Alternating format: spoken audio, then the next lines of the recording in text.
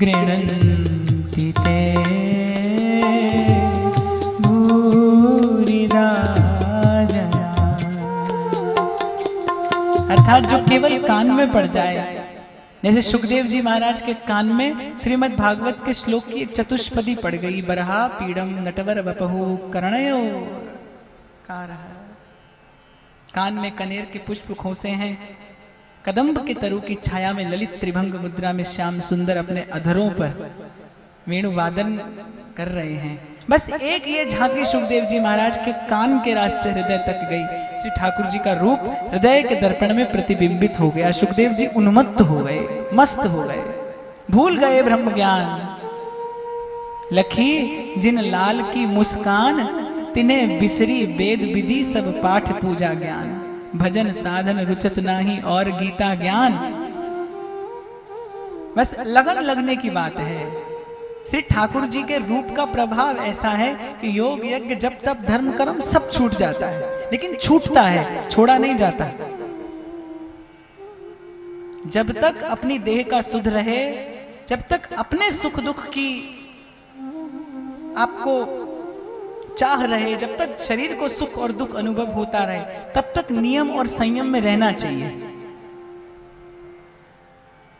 क्योंकि प्रेम प्रेम सब कोई कहे, पर प्रेम न चीन्हे कोई। नहीं तो कबीर क्यों कहते कि ढाई आखर प्रेम के पढ़े सो पंडित होए, पर पोथी पढ़ पढ़ जगमुआ। जगमुआ माने जग में तो सभी आते हैं, पर पंडित भया न कोई। प्रेम के पंडित तो ये ब्रज की गोपांगनाएं हैं, जिन्होंने पोथी नहीं पढ़ी। प्रेम का पुराण अलग ही होता है, उसको पढ़ाने वाला भी कोई और है और पढ़ने वाला भी कोई और। तो श्याम सुंदर आपका वो मंद मुस्कुराता मुखार मंडल, आपका वो मुखारविंद, आपकी वो चंचल चितवन याद आती है। और जैसे जैसे आपकी वो लीला सुधि आती है, हरि तेरी लीला की सुधि आवे। वो मंद मनोहर चंचल चितवन सन्मुख खड़ी मुस्कावे। जहां दृष्टिपात होता है वहां आप उसी चंचल चितवन से हमें देखते हुए प्रतीत होते हो। आपका वो प्रहसित मुखार मंडल, एक होता है मुस्कुराना, एक होता है हंसना, और एक होता है बिहंसना, माने ठहाका मारकर हंसना। ठाकुर जी का स्मित जो है वो दर्प का दलन करता है। ठाकुर जी हंसते हैं तो उनकी हंसी में मन प्राणों को हर लेने की क्षमता है, और जब ठहाका मारकर हंसते हैं तो जन्म जन्म की अघराशि भस्म हो जाती है जीव की। श्री ठाकुर जी का रूप और लीला का चिंतन करने का यही विलक्षण प्रभाव है कि श्री ठाकुर जी का जीव सामीप्य और सानिध्य दोनों पा जाता है। सामीप्य भगवत तत्व का ज्ञानी को भी मिलता है, पर भक्त को सामीप्य भी मिलता है और प्रकट प्रत्यक्ष सानिध्य भी मिलता है। इसीलिए ज्ञान से जो आनंद अनुभव होता है वो अखंड आनंद है, एकांगी आनंद है। और प्रेम लक्षणा भक्ति से जो आनंद होता है वो सर्वांगी आनंद है। और भक्ति भी दो प्रकार की है, एक वैधि भक्ति है, एक रागानुगा भक्ति है। वैधि भक्ति में विधि है, निषेध है। वैधि भक्ति में मंत्र है, उपासना है। लेकिन रागानुगा भक्ति में केवल आदि से विश्राम तक, आद्योपांत केवल एक प्रेम की बात है। इसीलिए उद्धव जैसा भगवान का भक्त और कौन होगा?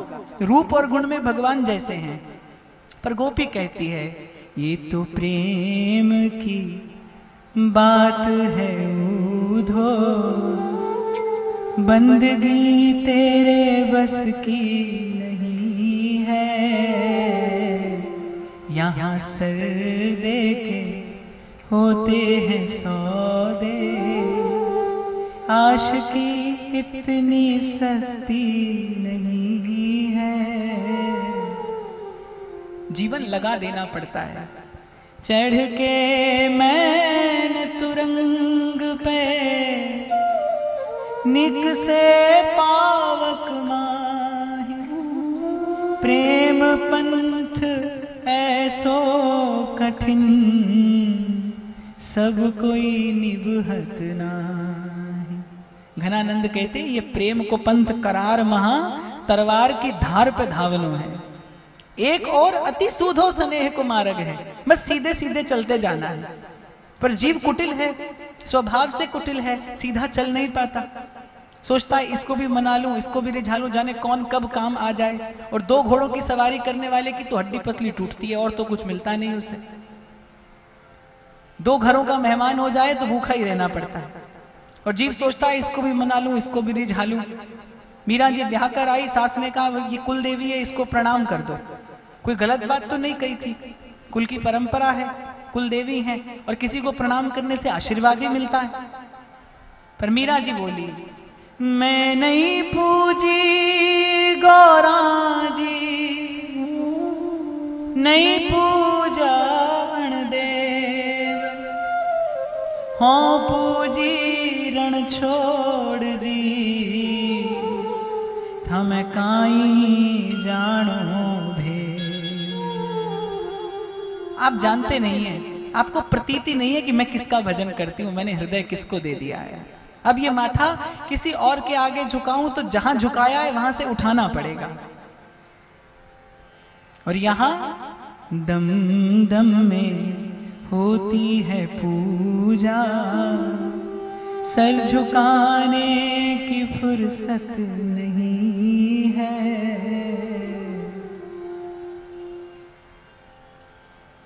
और जो हृदय हमारा हर लिया था तुमने अपनी उस मीठी सी मुस्कान से, या तो वो हमारा हृदय हमें लौटा दो, और जैसा लिया था वैसा ही लौटाना।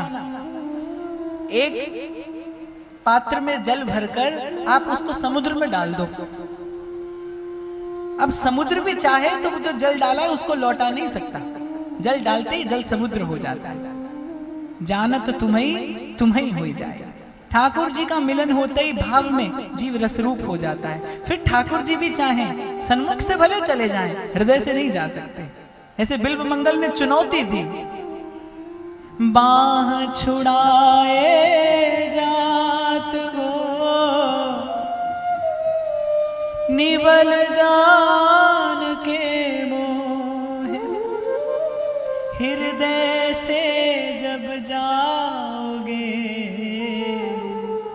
सबल बदोंगो तो। ऐसे गोपी कहती क्या तो हमारा हृदय हमें लौटा दो जो हमने तुम्हें दिया।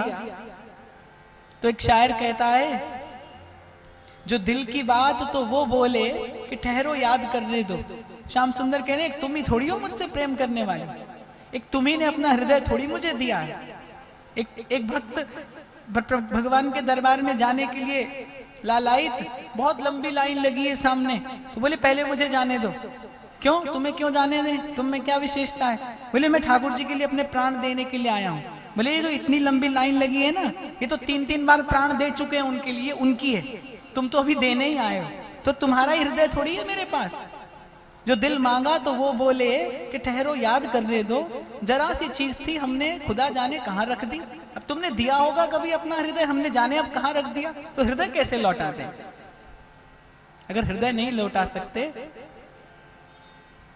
तो बस हृदय से बाहर आ जाओ, प्रत्यक्ष हो जाओ। एक बार बस ये नैन तुम्हारी रूप माधुरी का पान कर ले, एक बार तुम्हारी वो मीठी सी मुस्कान अपना जादू बिखेर दे। और आपसे सत्य कहती हैं, एक बार हमसे जो दोष हो गया, तो भाव से तुमसे जो ये वार्तालाप हुआ, हृदय में बैठकर तुमने हमारे प्रश्नों का जो उत्तर दिया। हमारे मदन टेर पर एक बाबा भजन करते थे, उनको कहते थे मदन टेर के अंधे बाबा।